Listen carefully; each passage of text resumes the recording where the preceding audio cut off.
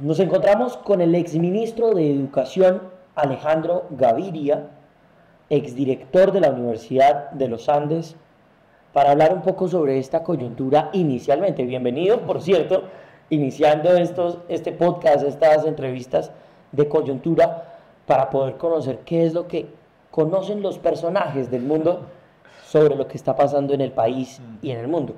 Hablemos de algo más global, algo más tranquilo para que no vayamos al grano como el dermatólogo.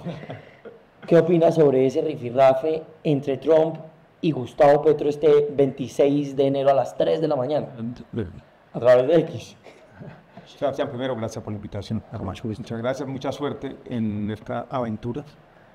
Yo estaba regresando de Jericó, Antioquia, donde había sido invitado a un tema literario y me levanté temprano esa mañana, ese domingo, no podía creer cuando vi ese primer intercambio. Es un mundo distinto.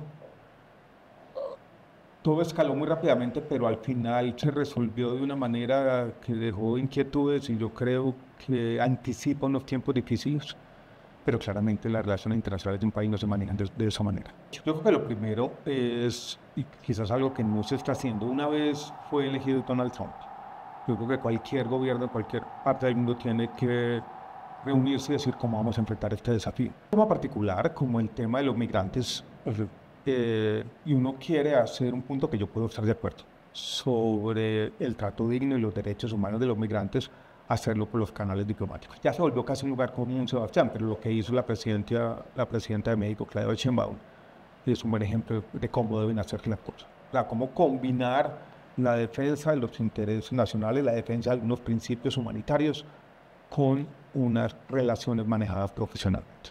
¿Cómo era su relación con Petro cuando usted era ministro de Educación? Yo tuve una buena relación personal con él, nunca tuve rifirrafes. Voy a decir lo siguiente, Sebastián, Petro en algunos consejos de ministros era duro con algunos de los ministros. ¿Cómo eran esos regaños? Él regañaba, era a veces bastante confrontacional, o sea, regañaba de una manera dura. Conmigo en solo 2 ocasiones tuvimos como ese roce. Un roce, pero en general él fue respetuoso. Pero también yo sentí desde muy temprano, del segundo mes, cierta desconexión, como si estuviéramos en canales diferentes, que lo que yo decía sobre la política educativa nada tenía que ver con lo que él estaba proponiendo. Y que era difícil establecer una comunicación eficaz, era difícil como un proceso de convergencia. En 3 ocasiones hice comentarios políticos fuertes.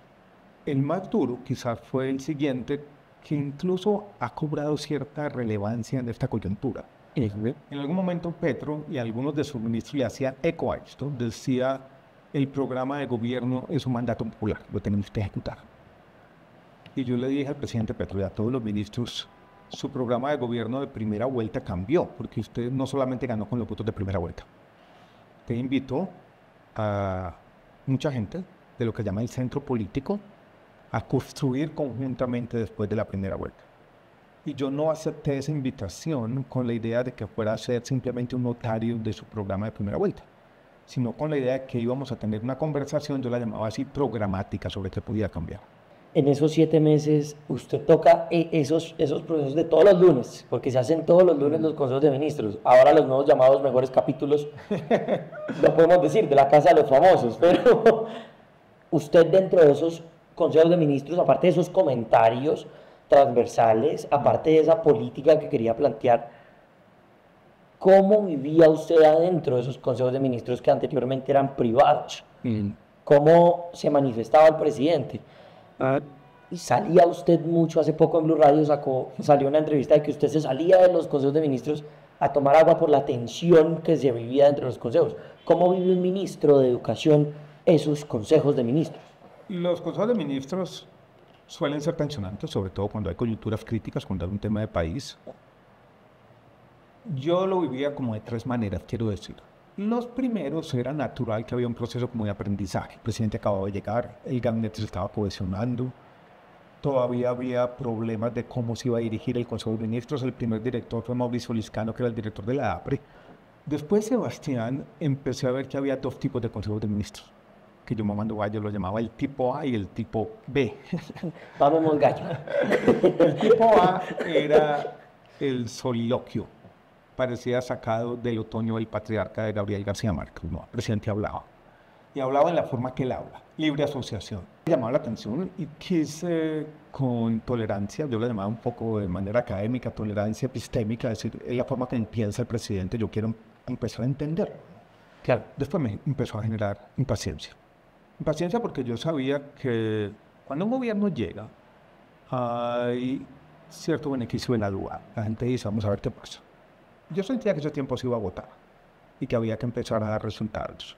Y esa forma de conducir los consejos de ministros no iba a llevar a resultados inmediatos. El tipo B, el presidente, estaba desatento generalmente. Muchas veces mirando su celular. A los ministros nos quitaban el teléfono celular. Solamente 2 personas lo tenían en el consejo de ministros. ¿Quiénes? Presidente y quién más. Laura Sarabia. Exactamente.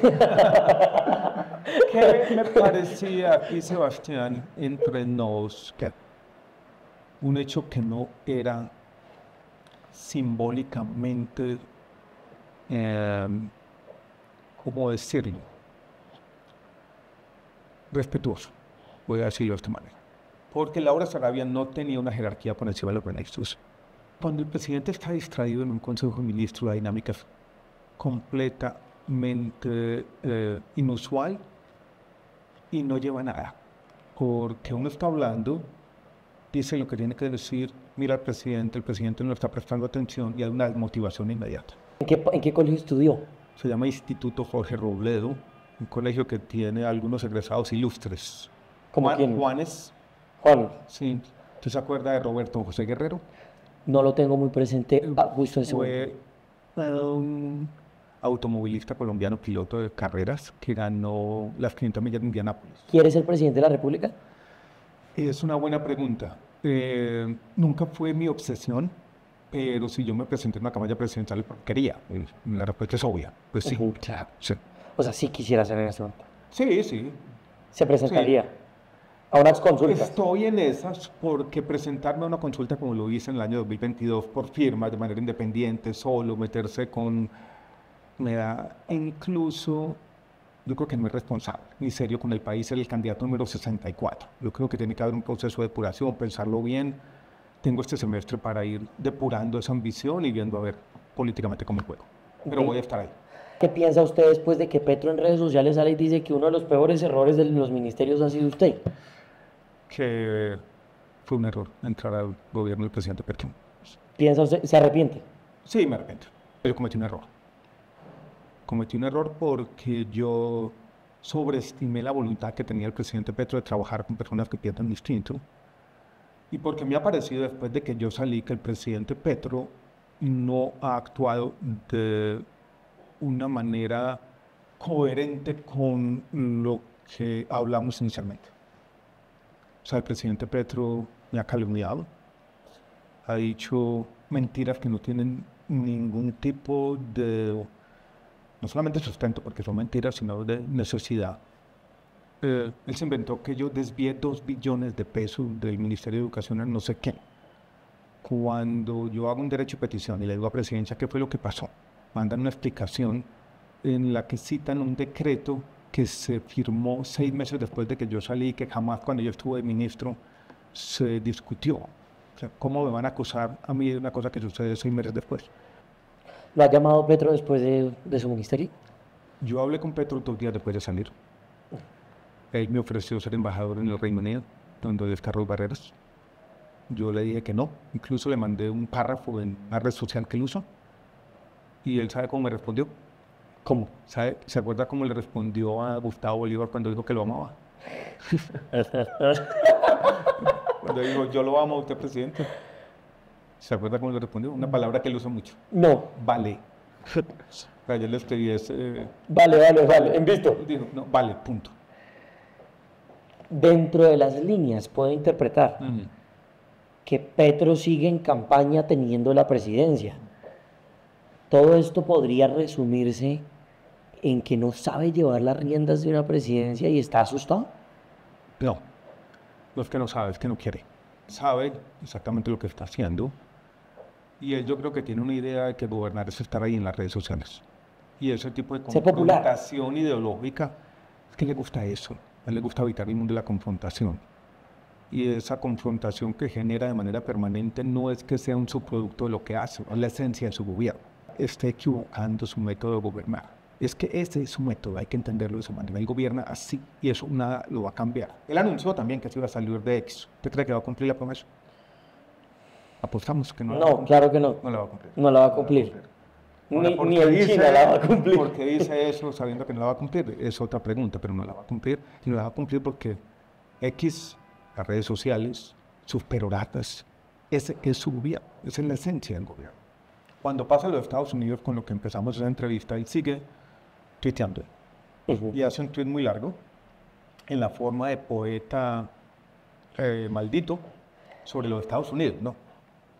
Donde le dice a Trump que quiere tomarse un whisky con él.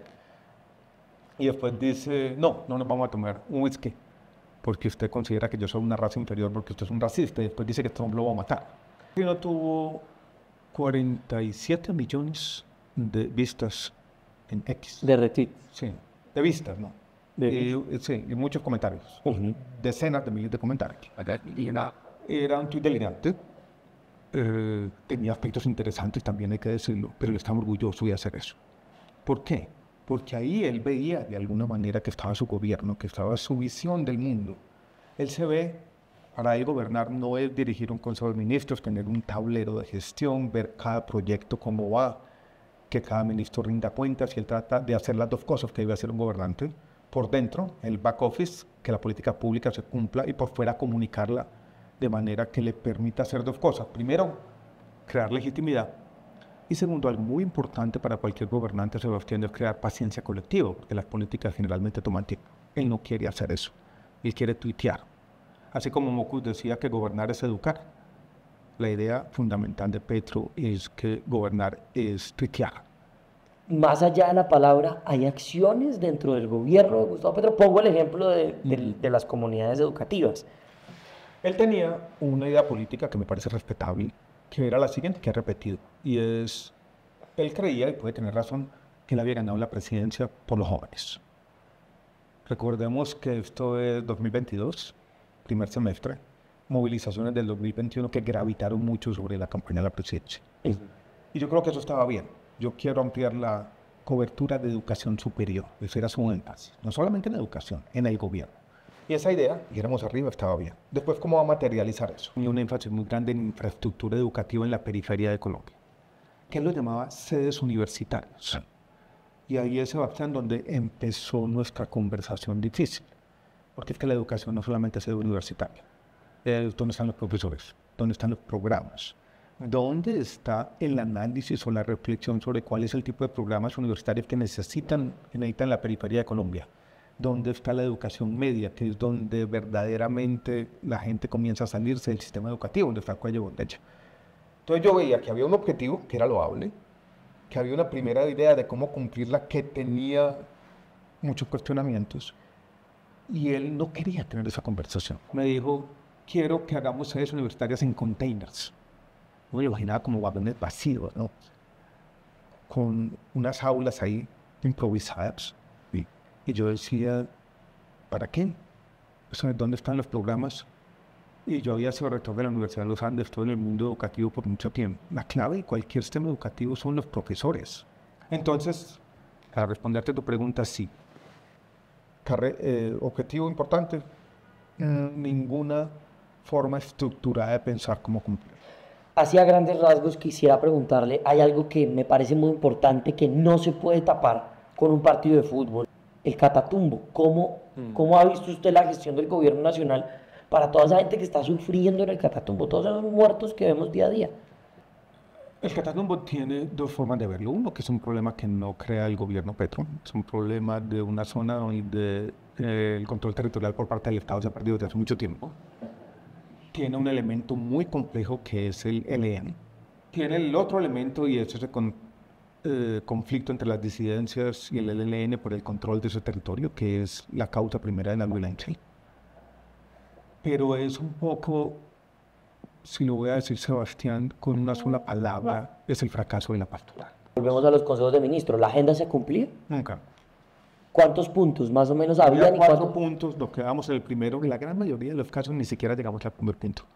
Porque el presidente echaba su discurso, había reacciones diversas al discurso y ya eran las 11:30, 12 de la noche, había que ir a la cama. ¿Cuál ha sido el peor error que usted ha cometido en su vida?